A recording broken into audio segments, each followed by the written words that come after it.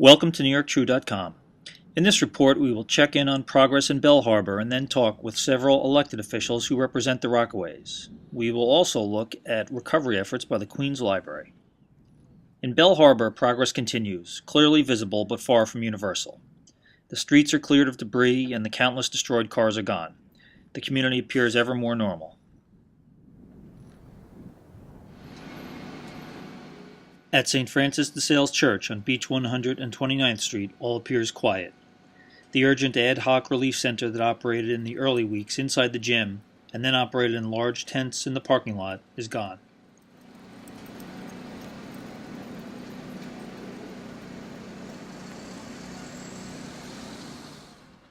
On the small commercial strip on Beach 129th Street, about half of the stores are open. Sadly, Dunkin' Donuts is not among them.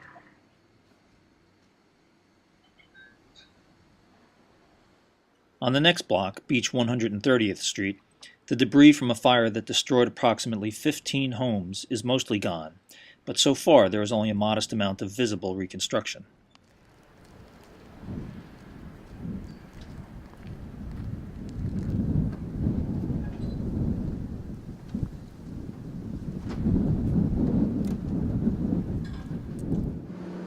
The Queens Library is an independent library serving the major borough of Queens. 4 of its branches were devastated by Sandy with extensive flooding and water damage. In the post-storm recovery, the library branches have shown themselves to be key parts of both the physical and civic infrastructure. In the immediate aftermath of Sandy, relief operations were conducted in the damaged branches. Now, operating from trailers during rebuilding, the library is providing essential social services, including help in applying for relief assistance and job counseling. A group of elected officials toured the damaged branches, including this one on Beach 54th Street in Arverne, and emphasized the need for federal disaster relief to assist in the library's recovery. Congressman Gregory Meeks also described some of the other recovery-related issues facing his district. But one of the other big needs, just post-wide, we only have one hospital here, St. John's. And St. John's now has a financial crisis as a result of them taking people in and providing services, many of which were not covered or reimbursable. And so they took a big hit, and we've got to figure out how we bring them back up to where they were so that we don't jeopardize them having to close because of the storm, which will be a disaster for the rest of the community. So, and then of course, you have homeowners who are still have problems, and they're living in sick buildings or still displaced. And they're waiting to see what we're going to do as a government to help them. So many small businesses. You can ride up and down the peninsula and see small businesses that are not open. And they need help, they need loans, they need to rebuild. People have come together.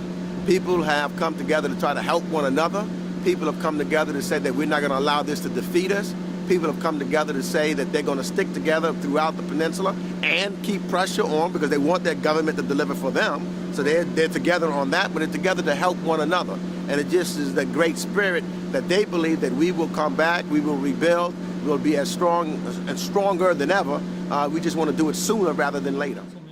We spoke with Councilmember Jimmy Van Bramer about his close connection to the Queens Library and libraries throughout the city. Well, I am proud to be the chairman of the Committee on Cultural Affairs and Libraries for the New York City Council. So while this is not my council district, the truth is we support all the libraries all over the city. And before I got elected, I was very, very lucky to work for the Queens Library for 11 years.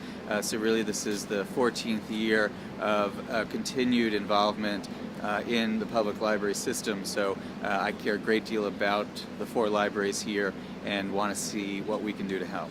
In Queens, this is really the bulk of the damage. Obviously some libraries in Brooklyn were severely affected, a couple in Manhattan as well, but we haven't seen the kind of devastation, the utter devastation in Queens anywhere else but here. This is really the epicenter of damage to libraries in Queens. Well, I think it's going to cost probably in the neighborhood of $7.5 million for the Queens Library to completely rebuild these 4 libraries, and that money is going to come from a variety of sources. But really the city, through the administration and the city council, are going to come through a lot of that money at the beginning, which we already are. to allow the Queens Library to do the work they're doing at the Seaside and Broad Channel. And obviously we need FEMA to come in and reimburse for these costs. But the city has already been out front in reallocating funding and making millions of dollars available for the Queens Library so that they can already begin the work that you see happening behind me. We are once again facing draconian budget cuts to libraries across the city of New York, and something in the neighborhood of $100 million plus. Obviously that's unacceptable. That would devastate libraries, close libraries altogether, and lay off library staff. And if we've learned one thing, and one thing only from what happened here, is how indispensable libraries and library workers are. We need these libraries to be open, not just in the Rockaways, but all over the city. Finally, we spoke with New York State Assembly member Phillip Goldfeder. Assemblymember Goldfeder lives and works in Rockaway, and he spoke about the night Sandy hit, what happened to his home and his office, and his personal experience in the recovery.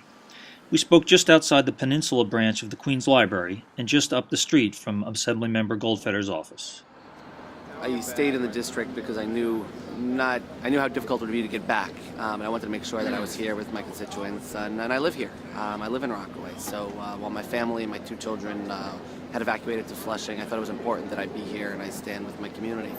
And in my home, as the water was rushing in, I decided it wasn't safe for me to stay, and I ended up evacuating to the local police precinct. It was a scary night. No one really knew what to expect, and in the aftermath, someone says, "Well, only 4 or 5 feet of water. I could have stayed in my house." But when that water is coming in, and I probably speak for every person who had water coming in during the storm, when that water is coming, you don't know it's going to stop.